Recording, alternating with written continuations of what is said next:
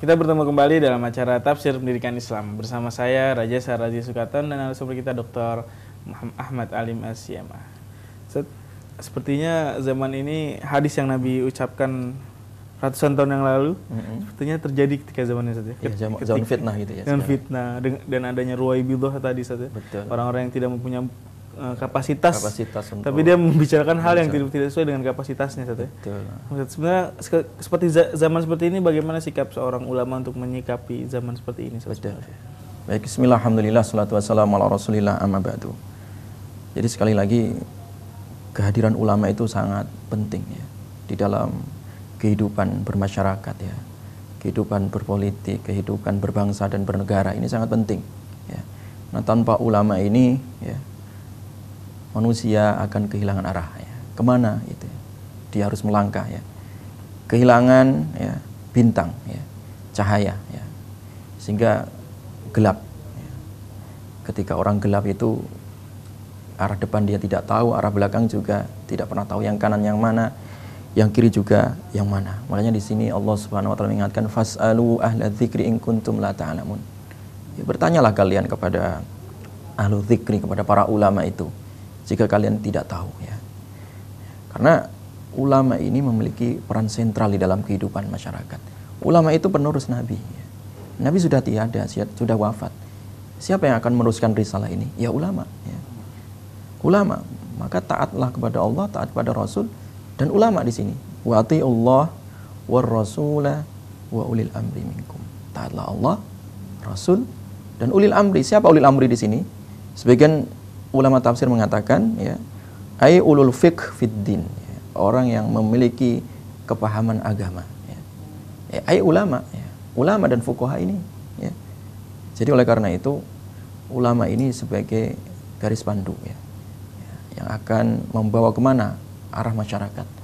Makanya masyarakat itu ya berkiblatnya kepada ulama ya, ya. Bukan kepada ruwaibidah tadi ya. Bukan kepada ruwaibidah ya. Ya, makanya Luqmanul Hakim pernah menasihatkan kepada putranya, ya bunai jalisil ulama ya. Wahai anak-anakku ya, anakku ya, bergaulah dengan ulama ya, berkomunitaslah dengan ulama, duduklah bersama ulama, wazahimhum birukbataik ya. Hendaklah kamu antri di situ ya, duduk ya, antri dengan kedua lututmu ya. Artinya memuliakan ulama di situ ya. Duduk di majelis ulama ya.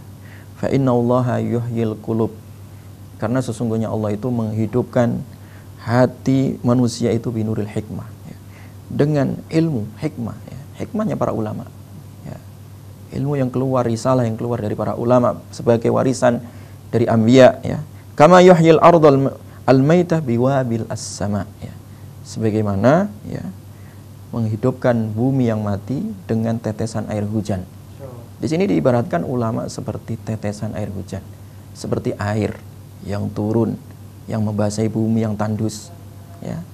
Bumi yang mati bisa hidup lagi dengan apa? Dengan air. Masyarakat yang mati bisa hidup dengan apa? Dengan tetesan ilmu ulama ya. Ya, dengan tetesan ilmu ulama. Makanya Maimun bin Mahran mengatakan innahum fil balad kalma'il adb ya. Sesungguhnya keberadaan ulama di suatu negeri itu seperti air jernih ya. Air tawar ya, air yang segar yang mampu ya sebagai pelipur ataupun sebagai obat ataupun sebagai penghilang dahaga atau sebagai air kehidupan ya, itulah ulama. Jadi ulama itu seperti itu, seperti air kehidupan ya. Manusia kalau tidak ada air mati dia ya.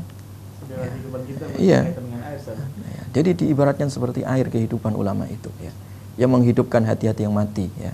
Ya, hati karena tidak pernah lihat nasihat, tidak pernah dengar nasihat ya, tentu akan mati. Nah, ulama ini kerjaannya memberikan nasihat kepada umat ya. Ya. Makanya Hasan ya, salah seorang tabi'in mengatakan bahwa laulal ulama lakanan nasu kal bahaim. Kalau tak ada ulama, tanpa ulama ya, masyarakat manusia itu seperti binatang ternak. Tanpa ulama ya, manusia seperti ternak. Nah, itu satu kaidah ini ya. Kenapa seperti binatang ternak? Ya, karena dia tidak tahu mana yang hak, mana yang batil, tidak tahu aturan ya. Tidak tahu keadilan ya. Jadi peradaban ternak tadi ya, itu akan ada jika tidak ada ulama ya. Ya, Kalau ada ulama, nah baru peradaban suatu bangsa, suatu negeri akan terjaga. Ya. Kalau ulama dinistakan, bagaimana negeri menjadi negeri yang maju? Tidak mungkin. Bagaimana menjadi negeri yang berperadaban kalau ulamanya dinistakan? Ya. Makanya ketika memposisikan ulama di suatu negeri, dihormati, didengar fatwanya, ya, didengar nasihatnya, ya, bahagialah suatu negeri itu. Ya. Tetapi kalau ulama dianggap hanya sekedar LSM, ya, hanya dianggap sepintas lalu, ya, tidak akan pernah ada keberkahan di suatu negeri tersebut, ya. Karena memang Allah Subhanahu wa taala memberikan kemuliaan ini, kemuliaan kepada para ulama ini adalah sebagai petunjuk kehidupan, ya. Ulama ini adalah mereka orang-orang yang memang betul-betul dekat dengan Allah, yang takut kepada Allah, ya, yang paling paham, paling kenal dengan Allah dan Rasulnya.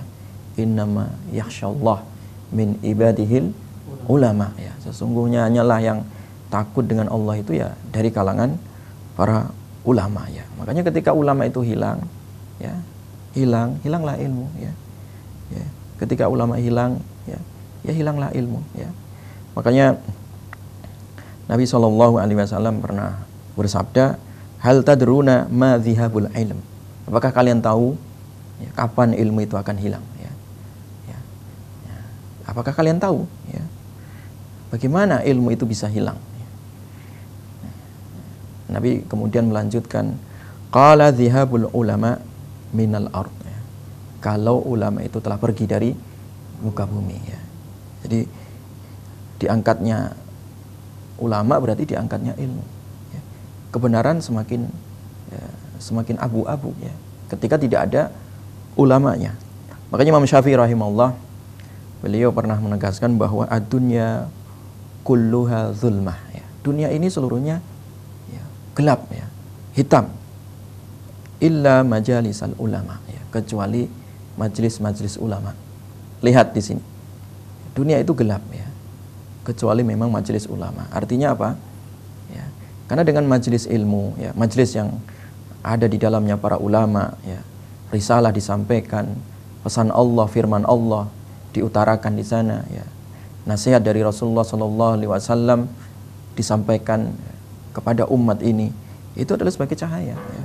Ya. Tanpa itu, tanpa majelis ilmu itu, ya tentu hilang itu cahaya. Makanya di dalam hadis yang lain Nabi mengatakan bahwa idza ra'aitum riyadhal jannah farta'u biha, ya. Kalau kalian lihat, ya, di bumi ini ada perkebunan surga, mampirlah di sana, duduklah di sana, bermajlislah di sana, ya, hadirilah di sana, farta'u biha. Ya. Sahabat bertanya, ya Rasulullah, wa ma riyadul jannah, mana ada, ya, perkebunan surga di bumi ini, ya. Ya. Nabi mengatakan, ai majalisul dzikr atau majalisul ilm, ya, yaitu majelis ilmu, majelis ulama, ya, itu adalah perkebunan surga, ya, perkebunan surga. Karena di dalam majelis ilmu, majelis para ulama itu disebutkan kebaikan, ya, ya, ditinggalkan kemungkaran, ya, iman bertambah, yazidu iman bitta'ah, ya kan? Iman kan bertambah ketika ada ketaatan, ada kebaikan, ya. Makanya ketika jauh dari majelis ilmu, ya jauhlah hati kita dari kebenaran, ya, ya. Makanya Handalah radhiyallahu anhu, salah seorang sahabat, ketika beliau hadir di majelis Nabi SAW, beliau mengatakan seakan-akan kami melihat surga dan neraka. Saking dekatnya, saking kuatnya iman waktu itu. Tapi ketika kami jauh, katanya, jauh dari majelis ilmu itu, ya, seakan-akan itu kok lupa semua. Ya, itu manusiawi. Makanya kenapa kita diperintahkan untuk memuliakan ulama, menghadiri majelis ulama, ya. Karena di situ ada hidangan, ada santapan ilmu, ada sarapan ilmu di situ, ya. Dan kebutuhan kita terhadap ilmu, terhadap ulama lebih penting dari kebutuhan kopi kita, ya, kebutuhan makan kita, ya. Bahkan lebih penting dari kebutuhan nafas kita sendiri, ya. Kebutuhan kita terhadap ilmu dan ulama di sini. Nah, oleh karena itu, ya, tidak selayaknya ketika kita itu menghina ulama atau mengkriminalkan ulama, ya, ya. Itu sungguh jauh dari keimanan itu, ya. Bahkan para ulama mengatakan kalau orang menuduh ulama, dia tertuduh, ya. Artinya orang seperti itu nggak sah kesaksiannya, gitu. Ya. Ya, orang yang menuduh ulama Dia sendiri yang tertuduh begitu. Malah dia sebenarnya tidak langsung menurunkan derajat dia sendiri. Dia nggak sah nanti jadi seorang saksi di pengadilan karena udah derajat sikohnya udah hilang. Sudah hilang karena dia sudah menuduh seorang ulama. Menuduh seorang ulama itu fasik. Gitu. Masya Allah, subhanallah, ngeri sekali. Subhanallah, ternyata derajat ulama itu di sisi Allah itu sangat tinggi juga. Sangat tinggi. Di sisi manusia juga. Subhanallah, saya mirsa. Saya ingatkan sekali lagi mirsa, bagi mirsa yang ingin berinteraksi dengan kami membuka line interaktif di nomor 0811 913 3000. Pemirsa bisa menghubungi kami melalui telepon atau SMS dengan format nama, asal, kemudian pertanyaan. Kami tunggu pemirsa pertanyaannya setelah pesan berikut ini. Tetap di Umat TV.